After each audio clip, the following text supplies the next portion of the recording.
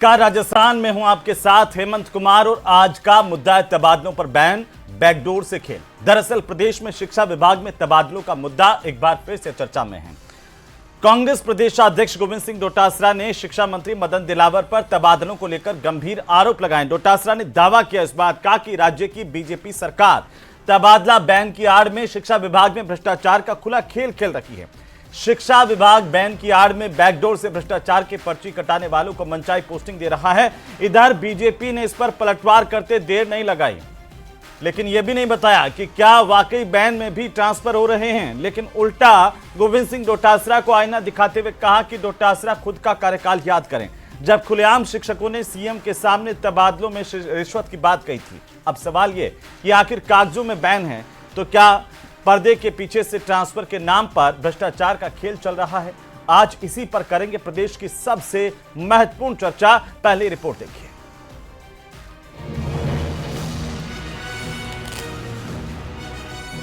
शिक्षा विभाग में तबादलों का मुद्दा एक बार फिर चर्चा में आया।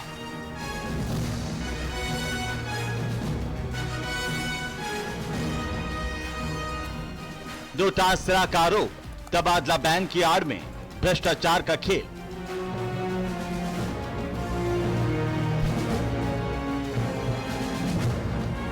डोटासरा ने कहा कि बैन में ट्रांसफर का खुला व्यापार।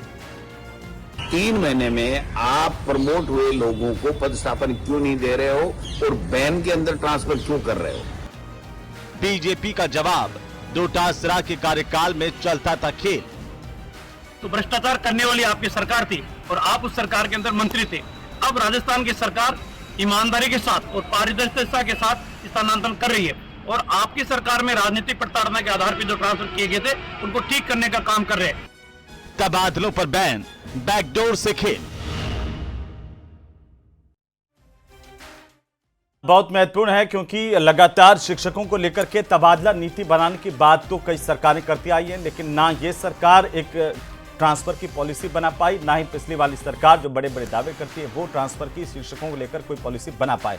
और इन सब के बीच में थर्ड ग्रेड टीचर्स लगातार कई सालों से बाट जो रहे हैं कि उनके ट्रांसफर हो जाए। लेकिन अब आरोप प्रत्यारोप का सिलसिला, तो एक बार फिर से इस पर चर्चा करेंगे। साथ ही शिक्षकों की समस्याओं को भी टटोलने की कोशिश करेंगे कि आखिरकार हमारे टीचर्स की जो शिकायतें हैं, उनकी परेशानियां, उन पर ध्यान क्यों नहीं दिया जा रहा, इस पर भी बात करेंगे। हमारे साथ खास पैनल मौजूद है। सबसे पहले मैं परिचय करवा दूं, हमारे साथ जो खास मेहमान आज जुड़ रहे हैं एसपी मित्तल साहब हैं, वरिष्ठ पत्रकार के तौर पर, और साथ ही साथ हमारे साथ शिक्षक नेता हैं जो शिक्षकों की बात रखेंगे, विपिन शर्मा हमारे साथ हैं, और हमारे साथ भारतीय जनता पार्टी के प्रदेश के प्रवक्ता हैं लक्ष्मीकांत पारिक, और कांग्रेस पार्टी के प्रदेश के प्रवक्ता पौरुष भारद्वाज। आप सबका स्वागत, सबका अभिनंदन।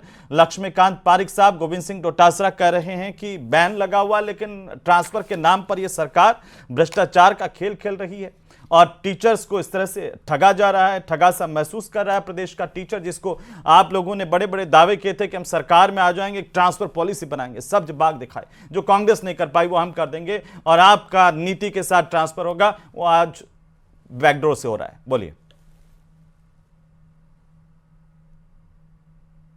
समय को याद कर दिया। मुझे ऐसा लगता है कि सम्मानित डोटासरा साहब ने जो बात कही है वह उनको अपने कार्यकाल का समय याद आ गया, जब शिक्षक उनके समय नारे लगा कहते थे कि ट्रांसफर बिना पैसे दिए नहीं होता, माननीय मुख्यमंत्री अशोक गहलोत जी के सामने। तो शायद वह समय उन्हें याद आ गया। लगता है जब आदमी इस पद से चला जाता है तो पिछले सपने देखता ही रहता है। तो डोटासरा वही सपने देख रहे हैं। भारतीय जनता पार्टी सरकार बनने के बाद भारतीय जनता पार्टी ने जिस प्रकार से पारदर्शी तरीके से काम करने का काम किया है, मैं दावे के साथ कह सकता हूं कोई बैकडोर से एंट्री किसी प्रकार को ट्रांसफर नहीं है। भारतीय जनता पार्टी के शिक्षा मंत्री पर किसी प्रकार को भ्रष्टाचार आरोप लगा ही नहीं सकता। जिस प्रकार का सोने से खरा मदन दिलावर उस पर आरोप लगाया जाना, निश्चित रूप से माननीय डोटासरा जिन्हें राजस्थान की राजनीति में कोई व्यक्ति सीरियस नहीं लेता, क्योंकि गमछे पर नाचना उनकी आदत पड़ चुकी है, झूठ बोलना उनका पर्यायवाची शब्द बन चुका है। तो ऐसे डोटासरा साहब को कोई नहीं लेता, जिन्हें नाती के बाड़े से शुरू कर अपने परिवार के लोगों को जिस प्रकार से भर्ती घोटाले पाए जाते हैं, वे आदरणीय डोटासरा साहब हैं। तो ऐसे डोटासरा साहब को न तो उनकी पार्टी सीरियस लेती है, न राजस्थान की जनता सीरियस लेती है, न उनके आरोपों को आदमी सीरियसली लेता है। मैं समझता हूं माननीय डोटासरा साहब के शब्द बयानों को लेकर राजस्थान की जनता कदापि गंभीर नहीं है। और मैं दावे के साथ कह सकता हूं कि मदन दिलावर जी के समय कोई सी प्रकार कोई भ्रष्टाचार का आरोप मदन दिलावर पर साबित कर दे तो निश्चित रूप से राजनीतिक शुचिता शायद समाप्त हो जाएगी। जी। तो बैकडोर ने तो कोई बैकडोर एंट्री है न कोई कार्यक्रम जैसा चल रहा है। निश्चित रूप से भारतीय जनता पार्टी के समय एक पारदर्शी तरीके से हम काम कर रहे हैं, आवेदन मांग रहे हैं। और आपने भी कहा जिस प्रकार का काम पिछली सरकार ने डीपीसी का नहीं किया था, डीपीसी का प्रमोशन करने का काम भारतीय जनता पार्टी की वर्तमान सरकार कर रही है। ठीक है। आपने डीपीसी लंबे समय से रोक कर रखी, आपने शिक्षकों को उनके समुचित पद पर जाने से रोका। तो मैं समझता हूं कि जिस प्रकार डीपीसी होने के बाद और अभी जो प्रक्रिया पाइपलाइन में चल रही है उसको लेकर आरोप लगा देते हैं। तो डोटासरा साहब अपने गिरबान पर झांक कर देखें, और मैं समझता हूं डोटासरा साहब को सपने देखना शायद बंद कर देना चाहिए अपने समय के। अब भारतीय जनता पार्टी की बजरंग लाल जी सरकार है जो ईमानदारी कर्तव्य निष्ठा के साथ काम कर रही है। ये वह सरकार है जो राजस्थान के शिक्षकों के हित में काम कर रही है, राजस्थान छात्रों के हित में काम कर रही है, राजस्थान जनता के हित में काम कर रही है। यह वह सरकार नहीं है जो नाथी के बाड़ी तक चला करती थी। यह वह सरकार नहीं है जिस शिक्षा मंत्री मुख्यमंत्री के सामने शिक्षक जोर से कहा करते थे कि हमारे से रिश्वत लेकर ट्रांसफर किए जा रहे हैं। तो अब डोटासरा साहब को कैसे आप लोग सीरियस लेते हैं, मेरे समझ से बाहर है।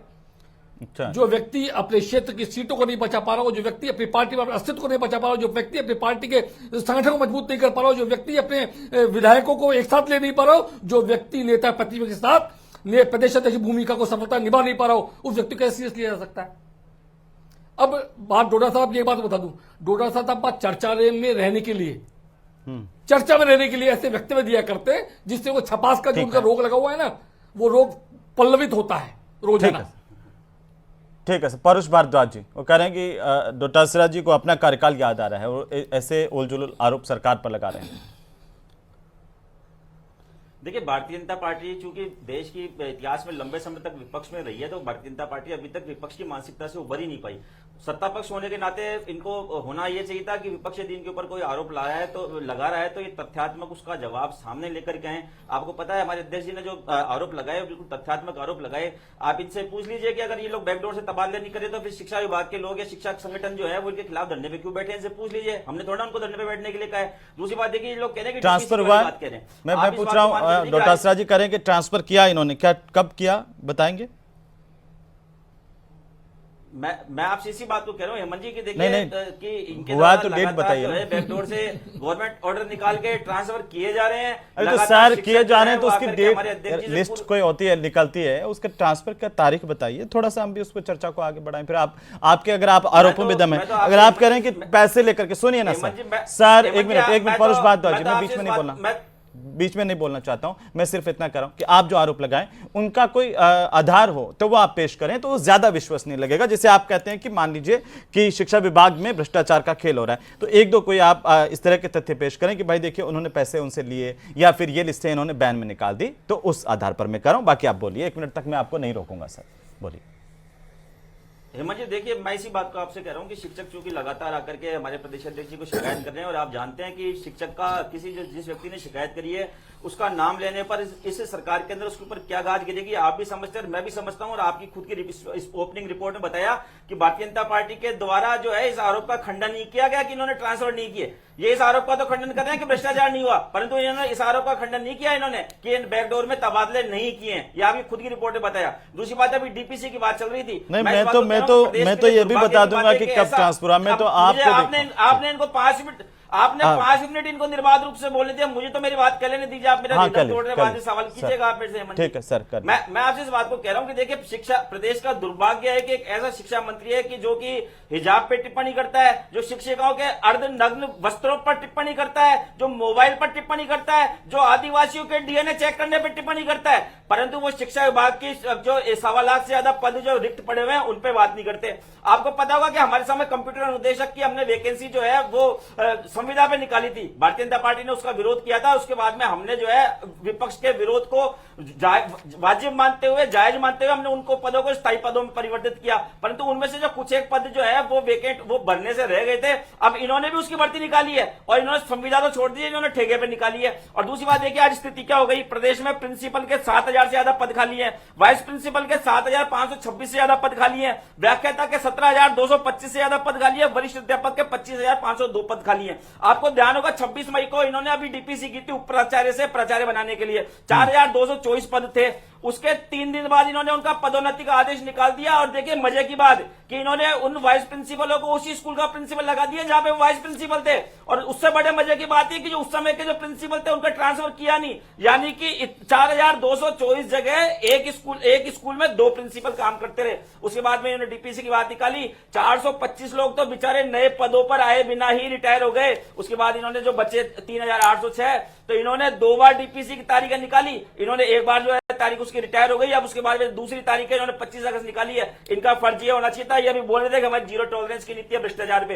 मैं आपसे पूछता हूं, आपके भ्रष्टाचार पे जीरो टॉलरेंस की नीति है तो प्रिंसिपल के जो पद खाली है उनकी लिस्ट आप क्यों नहीं निकालते कि भाई लिस्ट ये पद खाली है। जो डीपीसी में जो प्रिंसिपल के पद पे चयनित हुए हैं वो इनमें से किन पदों पर अपनी पोस्टिंग चाहते हैं। ये इसी भारतीय जनता पार्टी ने विपक्ष में जब ये कहा था ना कि अब तबादला नीति बनाएंगे, इनसे पूछ लीजिए इनके यहाँ जो स्थिति ये चल रही है, शिक्षा मंत्री के कार्यालय के लोग जो हैं वो इन प्रमोट हुए लोगों से संपर्क कर रहे हैं कि भैया मालदार जगह, अच्छी जगह, ढंकी जगह जहाँ पे आपको कन्वीनियंस हो, आपको सुविधा हो, इस जगह आपको लेना है क्या, लेना है तो लाओ, दो, माल दो। और मैं तो आपसे कह रहा हूं जांच करवाइए ना आप, या आपका काम है जांच करवाने का, या मीडिया वाले बंधु है जांच कीजिए। पहले के जमाने में स्टिंग ऑपरेशन हुआ करते थे, करवाइए। हमारे अध्यक्ष जी का आरोप झूठा है क्या? और भारतीय जनता पार्टी ने तो खुद ने भी खंडन नहीं किया ना इस बात का। भारतीय जनता पार्टी ने सिर्फ ये बात कही भ्रष्टाचार कुछ करेंगे, भ्रष्टाचार नहीं हुआ, पर ये तो नहीं कहना आपने विपक्ष के तौर पर आप भी तो कुछ करेंगे। रोक लगी हुई, या सारा काम मीडिया कर लेगा, दूसरा कर लेगा, आपको सिर्फ सत्ता चाहिए हो, कुर्सी तैयार रखें आपके लिए, आप आ जाए उस पर बैठ जाए, 5 साल मजे कर जाए और चले जाए। नहीं, आप कह रहे हो मीडिया ये कर ले वो कर ले, मैं कह रहा हूं आप भी तो कुछ करेंगे, विपक्ष के तौर पर आप भी तो कुछ करेंगे। अच्छा सुनिए, अरे सुनिए तो सही पौरुष जी, बंद क्यों हो गए कुछ पौरुष जी सुन तो लीजिए, वो जवाब दे देंगे। वो ये काम बीजेपी का है तो जवाब दे देंगे आपके आरोपों का। मेरा सवाल सुन लीजिए। एक स्कूल कोई प्रदेश की जहां पर 2 प्रिंसिपल लगातार लगे हुए हैं, बताइए मुझे। मैंने आपसे इस बात को कहा कि 4200 मैं संख्या थोड़ी पूछ रहा हूं, संख्या तो ऑफिसों में बैठ के होती है। आप तो बहुत, मैं तो कह रहा हूं एक स्कूल ऐसी बताइए जहां पर 2 प्रिंसिपल लगातार 6 महीने से। ये तो आप भारतीय जनता पार्टी के लोगों से पूछिए कि आपने जिन 4224 लोगों को आपने पदोन्नति दी है। नहीं हेमंत भाई सुनिए ना, हेमंत भाई अभी आपने आरोप लगाया। अरे भाई सुन तो लीजिए पौरुष जी, आप नॉन स्टॉप बोले, मैं तो नहीं बोला सर। देखिए सत्ता में तो ये लोग मैं उनसे सवाल करूंगा, ठीक है, मैं उनसे सवाल कर लूंगा, मैं वो जवाब दे दीजिए, मैं सवाल कर लूंगा, ये वाला सवाल मैं करूंगा, उनसे सवाल पूछूंगा, मैं बच के नहीं जाने दूंगा। शिक्षक नेता भी विपिन जी, ठीक है, विपिन जी शिक्षकों, ठीक है, आपने जब हमारे सवाल जवाब शुरू हो रहे थे, डिबेट शुरू हो रही थी, उससे पहले आपकी रिपोर्ट में आया ना कि शिक्षक संगठन, मैं वो सारी रिपोर्ट प्रूफ करूंगा। आप पौरुष जी देखते तो जाइए, आप रुकिए तो सही। मैं तो आपसे पूछ रहा था कि आप कितनी तैयारी के साथ आते हैं कि नहीं आते हैं, आप जनता को गंभीरता से लेते हैं या नहीं लेते हैं, या फिर सवाल पूछ करके भाग जाते हैं, सिर्फ ये देख रहा था। मैं तो लेकर के आया हूं, मैं तो बता दूंगा कहां 2 प्रिंसिपल लगे हुए हैं, मेरी चिंता मत कीजिए। शिक्षक नेता विपिन जी हैं। विपिन जी ये गंभीर आरोप लगाया जा रहा है सरकार करिए, सुन लीजिए सर, अरे सुनिए तो सही सर, क्यों टाइम वेस्ट कर रहे हैं। आपको जानकारी है, आपको जानकारी, और आप एग्जामिनर की तरह मेरी परीक्षा ले रहे हैं। मैं आपकी परीक्षा नहीं ले रहा हूं, मैं आपके दायित्वों की बात कर रहा हूं सर। आप जब सवाल उठा रहे हैं तो आप उस सवाल का तथ्य देंगे कि नहीं देंगे? मैं तथ्य लेकर गया हूं आपके पास, जब तथ्य तो आप इनसे पूछिए ना सवाल, आप जो मेरे से पूछ रहे हो इनसे सवाल पूछिए। पौरुष जी ठीक है। विपिन शर्मा जी, सरकार कह रही है कि कोई भ्रष्टाचार नहीं हो रहा है, बैन है तो बैन है ना, हम किसी का ट्रांसफर कर रहे हैं, शिक्षकों की समस्याओं का त्वरित निराकरण किया जा रहा है। आप बताइए सच्चाई क्या है? अपने घोषणा पत्र में वादा किया था कि पारदर्शी स्थानांतरण पॉलिसी लेके आएंगे। सरकार का करीब 1.25 साल हो गया है, सरकार ने अब तक शिक्षकों के स्थानांतरण नहीं किए। अभी 3/8/2025 को केवल प्रिंसिपल्स की करीब 550 के आसपास प्रिंसिपल्स की लिस्ट आई थी, और वो तबादले पे बैन लगा हुआ है, उसमें आई थी। अब ऐसा सुना जा रहा है कि एक बहुत बड़ी जंबो लिस्ट प्रिंसिपल्स की आने वाली है, उस पर काम हो रहा है, बीकानेर से टीम आ गई है, लेकिन अभी स्थानांतरण में बैन लगा हुआ है। ट्रांसफर एक सतत प्रक्रिया है। हर सरकार को जब मई और जून में शिक्षकों की छुट्टियां होती है, उस समय अगर स्थानांतरण कर ले तो ज्यादा श्रेयस्कर होगा। इस समय स्कूल डिस्टर्ब होती है क्योंकि पढ़ाई का टाइम चल रहा है। नहीं, अब मेरा सरकार सवाल अगर विपिन जी तैयारी है तो डिपार्टमेंटली नहीं होना चाहिए। आपको सरकार की तरफ से विभागीय सूचना है कि शिक्षकों के ट्रांसफर किए जा रहे हैं, आप अपना आवेदन दीजिए। नहीं, ऐसा कोई आवेदन नहीं लिया जा रहा कि शिक्षकों के स्थानांतरण किए जा रहे हैं। सोशल आप मीडिया कह रहे हैं कि आधिकारिक रूप से ना तो शिक्षकों को ये सूचना दी गई कि उनके ट्रांसफर हो रहे हैं, ना ही उनसे नहीं। किसी तरह की एप्लीकेशंस मांगी गई है, लेकिन मन मर्जी से अपने लोगों के ट्रांसफर की लिस्ट भी निकल रही है। हाँ, निश्चित रूप से निकल रहा है। अभी 3/8/2025 को 550 प्रिंसिपल्स की निकली है और अभी उस पर काम चल रहा है। और स्थानांतरण के लिए जब होती है तो बीकानेर निदेशालय से टीम आती है, वो अधिकारी यहाँ आए हुए हैं और कैंप लगा हुआ है। तो उम्मीद की जा रही है कि अब स्थानांतरण फिर दोबारा से होंगे। तो 20 सेशन में स्थानांतरण किया जाना समाचीन नहीं है। और जबकि तृतीय श्रेणी से लेकर प्रिंसिपल के सभी के स्थानांतरण किया जाए तो ज्यादा श्रेयस्कर होगा। वहीं दूसरी ओर बात करते हैं कि डीपीसी की बात करते हैं, 5 वर्ष से तृतीय श्रेणी की डीपीसी पेंडिंग चल रही है। वरिष्ठ अध्यापक से व्याख्या कि 3 वर्ष से डीपीसी पेंडिंग चल रही है। मुझे एक बात और बताइए कि ये प्रिंसिपल की शिकायत है, ये जी विपिन जी ज्यादा बढ़िया विपिन जी, प्रिंसिपल्स की शिकायत है कि जो पदस्थापन किया गया करीब 3 महीने हो गए, लेकिन पदस्थापन नहीं दे रहे हैं जो प्रमोट हुए लोग हैं, और वैकेंट जो पोस्ट है उनको हाइड करके उनकी काउंसलिंग की जा रही है। पहले तो इस बात का ही करीब 3 महीने से इंतजार कर रहे थे टीचर्स प्रमोट हुए कि कम से कम वैकेंट पोस्ट कहाँ कहाँ है वो उनको पता चल जाए या उनका काउंसलिंग शेड्यूल जारी हुए। पहले काउंसलिंग शेड्यूल जारी नहीं हुआ, काउंसलिंग शेड्यूल जारी हुआ तो वैकेंट पोस्ट हाइड करके यहाँ पर काउंसलिंग हो रही है। क्या ये सच बात है?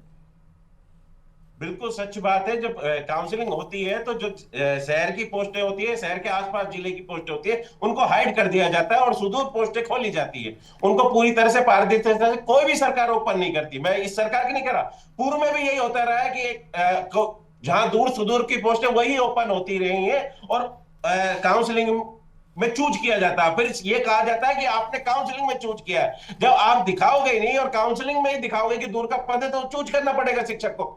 नहीं, अभी जब पदस्थापन कितने वक्त से लंबित है जिनको प्रमोशन मिला है, जो प्रिंसिपल्स हैं ऐसे उनका पदस्थापन 3 महीने पहले इनका प्रमोशन हो चुका, उसी पद पे आज जहां है वहां कार्यरत थे वहां ज्वाइन करा दिया। आज भी इनका काउंसलिंग का 2 बार शेड्यूल आ गया। अब 25 तारीख से काउंसलिंग, पहले 15 से होनी थी, उसको 25 कर दिया गया। इस बीच उम्मीद बंधी कि साहब ट्रांसफर होंगे, इस वजह से इसको 25 कर दिया, लेकिन कोई लेना देना नहीं था। इस शेड्यूल को आगे पोस्टपोन किया जाता। जी मित्र साहब, तो लगा कि हाँ पहले स्थानांतरण होंगे। मैं एक साथ जवाब ले लूंगा लक्ष्मीकांत जी से। मित्र साहब, पहले आपकी एक टिप्पणी, क्योंकि गोविंद सिंह डोटासरा कह रहे हैं कि वे जब शिक्षा मंत्री थे 1 करोड़ का नामांकन प्रदेश के स्कूलों में था, आज 70 लाख पर हो गया है। और प्रदेश के शिक्षा मंत्री ऐसे हैं कि शिक्षा विभाग के अलावा वो बाकी सारे काम करेंगे, लेकिन शिक्षा विभाग का टीचर्स का नाम पर कोई काम की बात नहीं करते हैं। कैसे देखें इन आरोपों को? चुनाव में इस संकल्प पत्र में कहा था कि हम पारदर्शी शिक्षा नीति, तबादले की शिक्षा नीति बनाएंगे, लेकिन अब 1.5 वर्ष गुजर जाने, 21 महीने गुजर जाने के बाद भी शिक्षा नीति नहीं बनी है। इसीलिए सारी समस्याएं खड़ी हो रही है।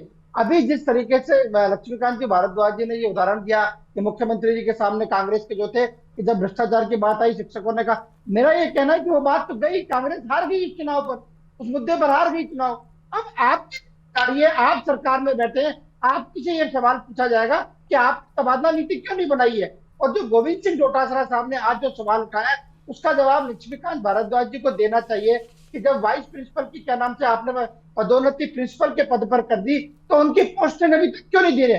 काउंसिल को आपने 2 बार निरस्त क्यों किया? सर, पोस्टिंग तो नहीं दी, जो नहीं दी उसके इतर पहले से लिस्ट ऐसी ट्रांसफर की जारी कर दी और उसमें कुछ लोगों को, अपने लोगों को मनचाही जगह पर पोस्टिंग दे दी। अब आप देखिए कि वो जो पदस्थापन वाले जो लोग हैं, प्रिंसिपल हैं, कई जगह पर ऐसी स्थितियां हैं जहां पर 2-2 प्रिंसिपल 6-6, 7-7 महीने से लगे हुए हैं प्रदेश के स्कूलों में। कई जगह पर एक भी प्रिंसिपल नहीं है। मित्तल साहब पूरा कर लीजिए, फिर मैं जाता हूं बीजेपी के पास।